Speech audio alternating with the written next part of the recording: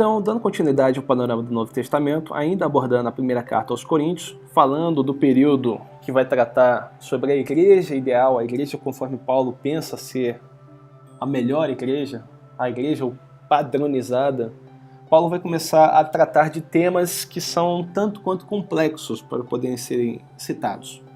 E aí, só para ter uma ideia, como é que Paulo trabalha os textos, a gente vai ver uma porção dele. 1 Coríntios 15, do 23 a 27. Cada um, porém, por sua própria ordem, Cristo, as primícias, depois os que são de Cristo, na sua vinda.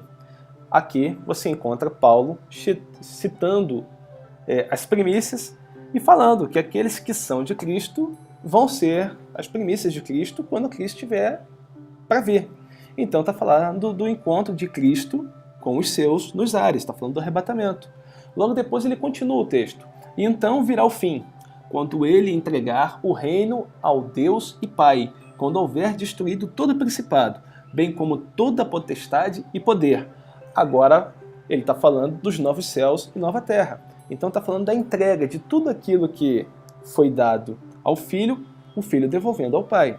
Então nós já estamos no final das Escrituras, Apocalipse 22.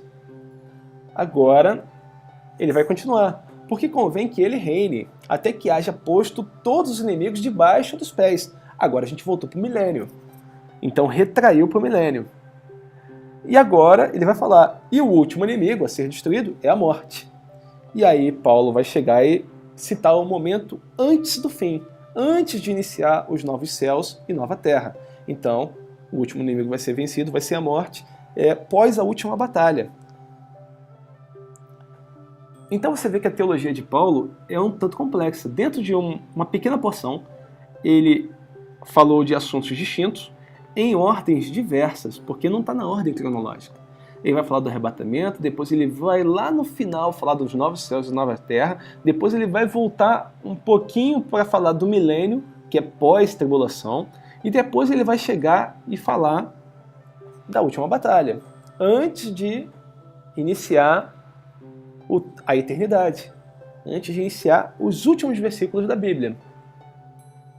Então essa é a teologia de Paulo. É bem difícil de ser trabalhada. Por isso que Pedro vai chegar e citar, olha, Paulo escreve coisas difíceis e nem todo mundo consegue entender. De semelhante modo, Paulo vai chegar e citar aqui, pois assim está escrito, o primeiro homem, Adão, foi feito alma vivente. O último Adão, porém, é espírito vivificante. Então ele vai falar que o primeiro Adão e o último Adão, e um é Adão e o outro é Jesus, né? Ele vai falar que um é alma vivente e vai falar que o outro é espírito vivificante. E quando você olha para a teologia e olha para o início, você vai ver que o homem, pelo menos pela linha de raciocínio que trabalha a tricotomia, que é o homem é formado por corpo, alma e espírito, a gente consegue explicar isso de uma forma bem fácil. Porque se o homem foi feito corpo, alma e espírito, e no princípio da criação o homem perdeu o contato com Deus, foi expulso do paraíso, então ele perdeu aquele canal de relacionamento com o espírito do homem. Então esse canal ficou desativado. Então é como se o homem, formado de corpo, alma e espírito, ele só tivesse agora o próprio corpo para se relacionar. Se você olhar para essas três naturezas, o corpo era o meio pelo qual o homem se integrava à natureza e a tudo aquilo que existia, e o meio pelo qual ele podia desfrutar de toda a criação. Então, o corpo é o meio do homem se conectar a tudo aquilo que existe.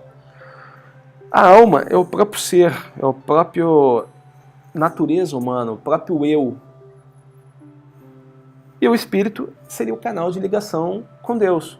É a capacidade do homem se relacionar com o Criador, de conversar com Ele na viração do dia, de ter relacionamento, de buscar entendimento, de entender o seu próprio posicionamento no meio da criação.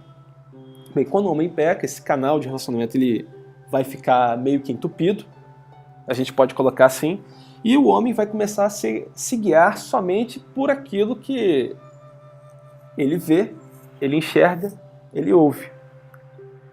E ele vai virar um ser extremamente sensorial. Então ele vai ficar apegado a tudo aquilo que o corpo tem necessidade. E aí você vai ver que o homem ele vai ficar ligado muito à natureza do corpo até quando Jesus vem. E aí Paulo chega e vai falar que o segundo Adão é espírito vivificante. Então aquele canal de ligação com o homem, o espírito de Deus com o espírito do homem, novamente vai ser religado. Então, por intermédio desse último Adão. Então, agora existe uma outra natureza nesse novo homem que não existia no homem carnal. O homem carnal, ele se guiava por intermédio do relacionamento que ele tinha com o seu próprio corpo. O homem espiritual não. O homem espiritual é um homem novamente completo. Então existe a natureza do corpo, da alma e do espírito em pleno funcionamento. Por isso que Paulo vai chegar e citar que no novo homem a carne milita contra o espírito e o espírito milita contra a carne. Porque o homem natural ele foi guiado pela sua própria carne, por aquilo que era atrativo aos olhos, aquilo que chamava atenção, aquilo que lhe dava prazer. Mas o homem espiritual, agora ele sofre a influência do espírito. E aí ele vai ter uma opção. Ou eu sigo aquilo que minha carne está dizendo, ou eu sigo aquilo que o espírito está informando que eu devo seguir. Então agora ele tem poder de decisão. Então o último Adão é espírito vivificante. É aquele que permite o homem voltar a ter essa capacidade de argumentar, de decidir.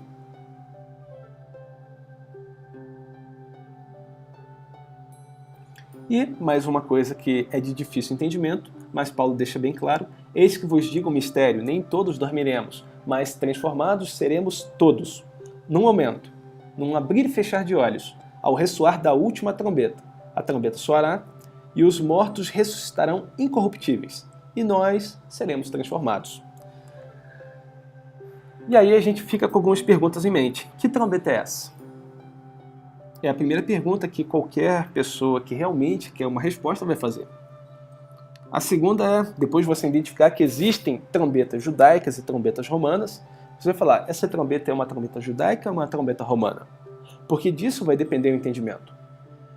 A outra coisa que você vai se questionar é o assunto é encerrado nessa carta ou na segunda carta Paulo volta a tratar sobre o assunto? E aí você vai fazer uma pergunta mais profunda. E a segunda epístola? Ele falou de novo sobre esse assunto? E você vai verificar que ele não fala de novo sobre esse assunto. E você vai ter que fazer um outro questionamento. Por quê? Se ele não fala de novo, se os cristãos de Corinto entendem na primeira vez, sem Paulo explicitar nenhuma doutrina judaica, é porque a trombeta, qual ele está dizendo aqui, não é uma trombeta judaica, é uma trombeta romana. Algo que era comum dos cidadãos daquela localidade. Algo que os cidadãos daquela localidade, de próprio entendimento, poderiam chegar à conclusão óbvia de que Paulo estava dizendo. Porque era algo do seu dia a dia. Paulo esteve na cidade, andou pela cidade por mais de 18 meses. Paulo conhecia o que acontecia na cidade. Então ele vai se dirigir aos cidadãos de Corinto com coisas que são comuns aos cidadãos de Corinto, de modo que eles venham a entender aquilo que Paulo está falando. Um outro detalhe que você tem que lembrar é que aqui está bem resumida a informação, mas existe uma primeira carta que foi escrita antes dessa, a carta aos Tessalonicenses, no qual tem uma informação muito mais completa do que essa. Ambas as cidades eram cidades que tinham movimento de tropas militares. Então a trombeta que ele está falando não é uma trombeta judaica, é uma trombeta romana. E é uma trombeta militar. Então, quando nós estudarmos a carta de Tessalonicenses, nós vamos trabalhar com mais profundidade qual é o significado dessa última trombeta. Mas, de antemão, eu já posso te adiantar que não é uma trombeta judaica. E que a trombeta judaica que nós costumeiramente falamos que ela se refere é de Apocalipse, o qual, na época, Paulo nem estava preocupado com ela porque João nem tinha escrito Apocalipse ainda. De qualquer forma, quando nós olhamos o texto em Apocalipse, vamos no capítulo 10 e lemos o versículo 7, nós entendemos que, de modo nenhum, é essa sétima trombeta de Apocalipse que Paulo está citando aqui, como última trombeta. Porque lá, em 10:7, está escrito: mas que nos dias da voz do sétimo anjo, o sétimo anjo é o que toca a sétima trombeta. Quando este estiver para tocar a trombeta, se cumprirá o mistério de Deus que foi anunciado aos seus servos, os profetas. Não fala aos seus servos, os apóstolos. Não fala aos seus servos, os evangelistas, os pastores, os mestres. Não. Fala aos seus servos, os profetas. Ele está falando de Antigo Testamento. O que foi profetizado no Antigo Testamento o tempo todo? Arrependei-vos porque o reino de Deus é chegado. Então, quando estiver para ser tocado a sétima trombeta, se cumprirá o mistério de Deus que foi anunciado aos seus servos e profetas, o estabelecimento do reino milenar. É isso que está escrito lá em Apocalipse 10:7.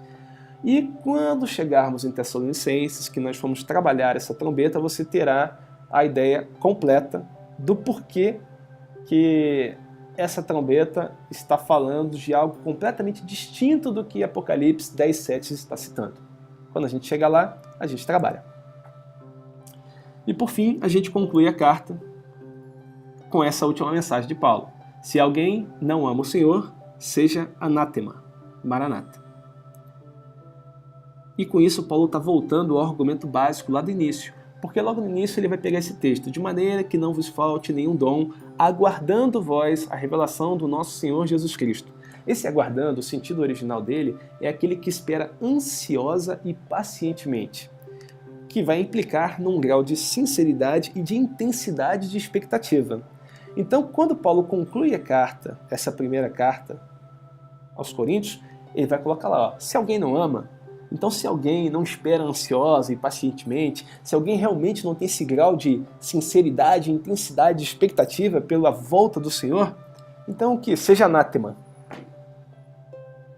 Então Paulo deixa bem claro, ou vocês entendem o Evangelho conforme ele foi anunciado, sem tirar nem pôr nenhuma porção dele, ou segue o teu caminho. E assim Paulo conclui a primeira carta aos Coríntios. Semana que vem a gente vai trabalhar a segunda carta. Até lá!